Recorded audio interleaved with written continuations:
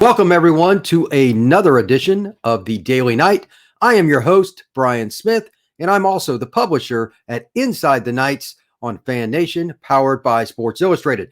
Today's show is going to be very, very structured on the UCF offense, how they're going to punch Navy, how they're going to attack them, and how that is going to help quarterback Mikey Keene.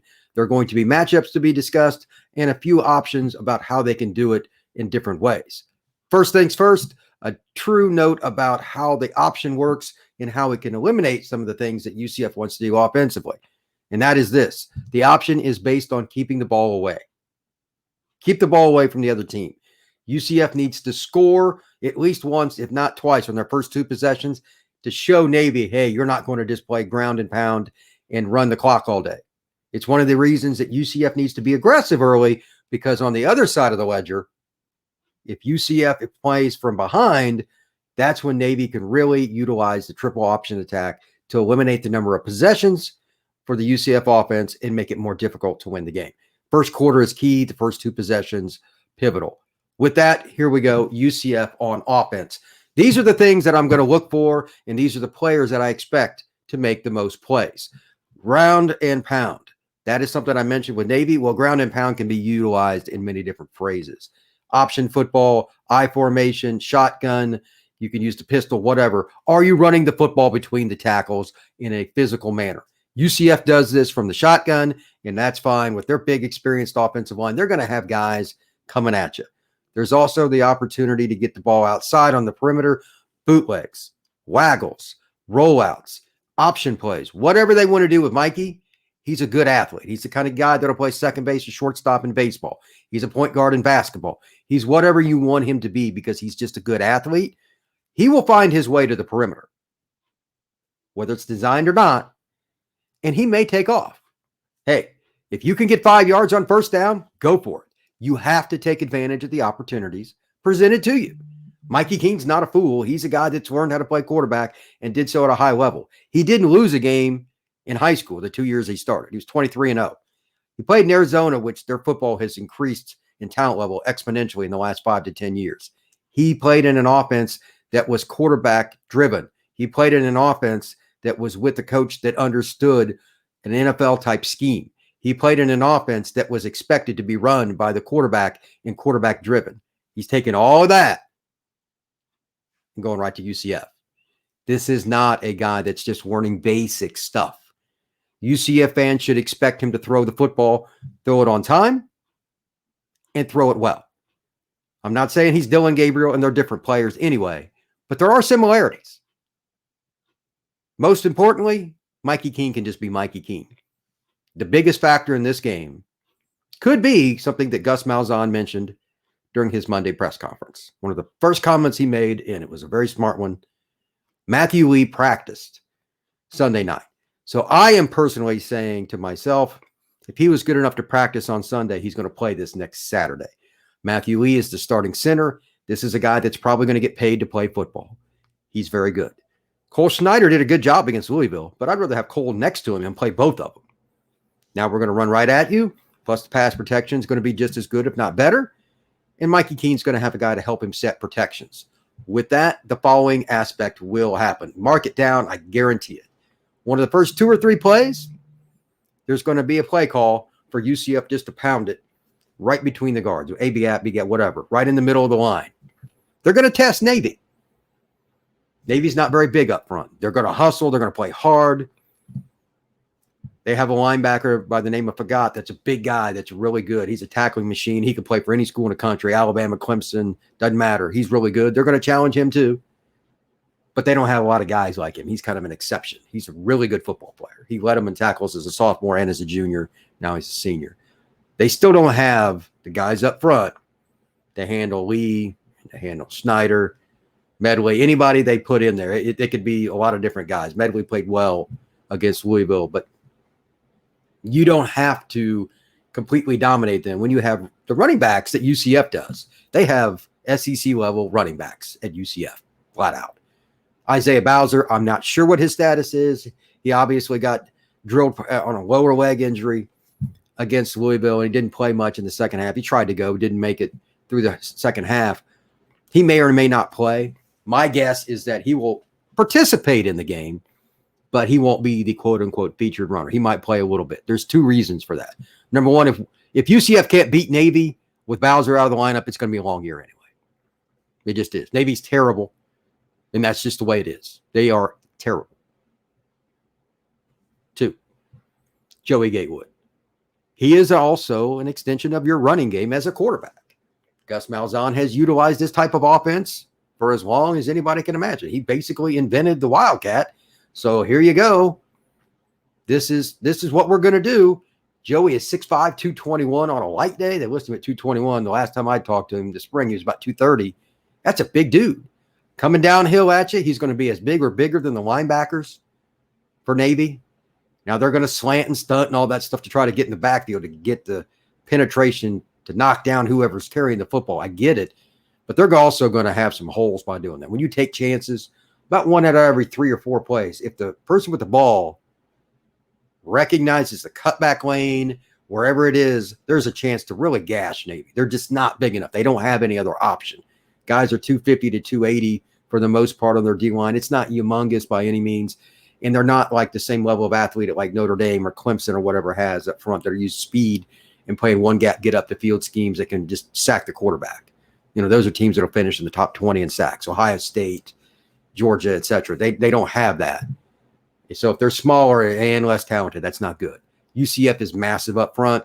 Look for UCF to be able to pound the football, and look for UCF to be able to do so in a variety of ways. Counters, read option, inside zone, whatever it is they want to use. And to be honest, I don't care. It's carte blanche.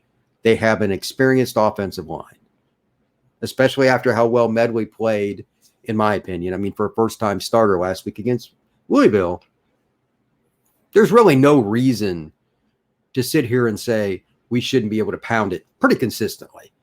If they don't run for 180, 200 yards, I'll be surprised. Now, that stat, I want to use a little caveat, and I bring this up all the time. Sacks count against rushing total. Keene might miss a couple of reads because he is a first-time starter and get sacked because he should have gotten rid of the football or something. But give or take 180 and probably 200 rushing yards is the expectation against Navy. It's that simple.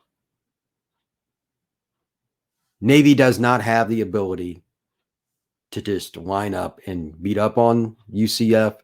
So at some point, look for them to drop a safety into the box, play single high, or just really try to be aggressive and start zone blitzes off the edge, corner fires, things like that. That is also when Keene's natural ability to be dynamic within the structure of the offense, as well as be dynamic as just a playmaker. My reference to him as a point guard in basketball goes to this. Sometimes there's an opportunity there. It had nothing to do with what you called in the huddle. Zero. Mikey Keene can still make that play. He's proven it through high school against top competition in Arizona. Now he has an opportunity to do it against a team that's not super athletic, but it is Division I football. It's definitely a step up. And the corners for Navy have some quickness and whatnot. They're just not real big guys. One's 5'9", and one's 5'11". With that, I expect Brandon Johnson not just to have a good game, but to have the chance to have multiple touchdowns. Fade ball, he caught one against Boise State, I believe. It was a great ball by Dylan. And he's also a guy that, even in traffic, he seems to find a way to catch the football when it's tough. Navy's going to try to be handsy. They have no choice. Again, they'll make the referee throw the flag. That is my true expectation with their defense. They don't have an option. And whether Jalen plays or not, Brandon Robinson is a matchup problem that they could exploit. Now, if Jalen's full go, then maybe they go verts and just really try to beat him, because that's the other thing that Keene does well. He's natural with the deep ball. That changes what you do as a defense.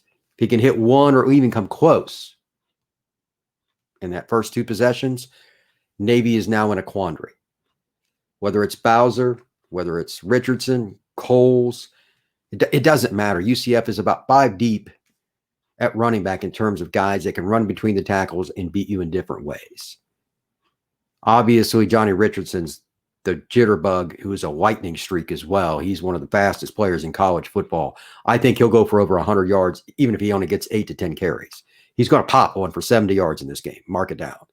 That is my expectation. Navy, there's no way to prepare for what Johnny can do. It could be a draw. It could be a swing pass. Something, he's going to pop one. Maybe the stat will show it in passing yardage. If it's a little screen, he makes the first guy miss. The next guy thinks he's got the angle, doesn't realize just how fast Richardson is. Goodbye. Touchdown for the UCF Knights. And that's kind of what I'm looking for. It's just as long as Keene is sound and just doesn't turn it over, the athletes will take care. Brandon, Johnny, Isaiah, whatever player it might be. O'Keefe, that'll be a featured player, obviously. There will be some basic plays, 4 to 6 yard pass or whatever, that cause Navy problems. They don't have the speed nor the size in the secondary to match up with what UCF's going to do. Wild card could be tight end play in the red zone or something, especially when Gatewood's in the game. Again, 6'5", 220, 230 pounds, whatever he may be. They might do a little play action, might throw a pass or something in the red zone. You have to sell out when somebody as big as Joey is running the football against you. So there's a chance for a play action pass. These are open book things. Everybody knows it.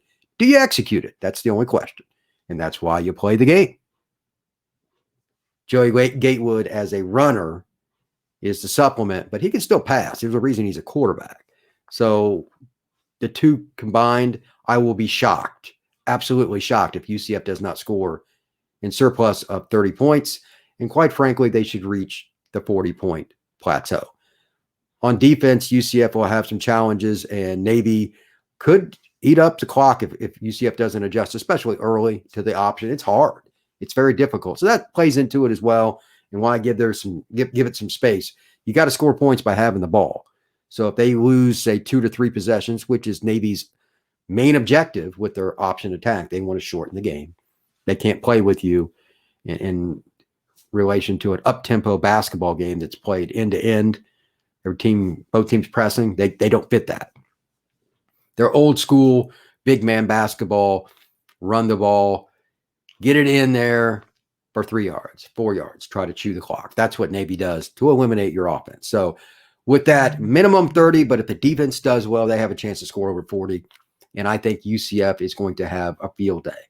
One last thing here to mention, Cole Schneider and Matthew Lee. I think people should really watch those two guys this week, because UCF, the most basic thing you can do for a true freshman quarterback or any new starter is turn around and just give the ball off. Those guys kind of leading it up front, setting protections is going to be very important. And while as a fan or even myself, you can't see what it is, you're going to see them dismantle Navy mentally as much as physically. They will set protections and they will help their young quarterback. And if something's wrong, I don't know exactly how they do it. They'll let him know, hey, either call timeout or what. They'll figure it out. Having experience up there for the offensive line is very important for any quarterback, but especially for a young man like this kid. I mean, he's 18 years old. Mikey Keene is not an experienced college football player. He's just diverse in terms of what he's done, and he's an athlete that can get on the perimeter and make plays. It just has to start well. His natural instincts will take over after that, but Mikey needs to have that going. And I think that the offensive line in general, Sam Jackson and all the guys up front, they're very good football players, but they need to help Keene just make sure if they can get through that first possession or so, it will really aid them. So with that, I'm going to wrap it up. I've got a few things going up today on the site that are going to be kind of interesting. I'm going to talk a little bit about some of the SEC games. I just put that up. There's a couple big things that are going to shake up the bowl situation, and it could impact who UCF plays. I actually think there's a chance they could end up playing Arkansas. I'll talk about that depending on how the Arkansas game goes against Georgia. I don't think they'll win, but that's a good football team. And I also think there's some opportunities for a couple other big games. One of the top 10 teams is going to lose. I'm going to talk about the Cincinnati at Notre Dame game. That's kind of a weird game from what it should have been, but based on some goofy things going on at Notre Dame, that game could go about 20 different ways. So that's a game I'm going to feature. Also going to talk a little bit more tomorrow on the show. Going to really go into Navy's option attack. If you have not tried to understand option football, that's okay. I hate it because it's hard to figure out where the ball is. but I understand it in terms of why teams do it, Navy included, or Air Force, Army, and a lot of teams. There's different kinds of triple option. There's different kinds of ball fakes. I'm going to talk about how Wake Forest does it differently, how Urban Meyer and his stops has done it differently. Option football, it goes on forever. Bear Bryant used it at Alabama. There's a reason. It works, but you need to understand. Use some film. I'm going to use some suggestions on YouTube, some guys that explain it well. So when you watch the game, you're not just like, what in the world is this? If you haven't seen Navy play, it is difficult to pick up unless you've seen some kind of preview prior. That'll be tomorrow's show on the Daily Night. So anyway, everybody have a great day. I appreciate it, and take care.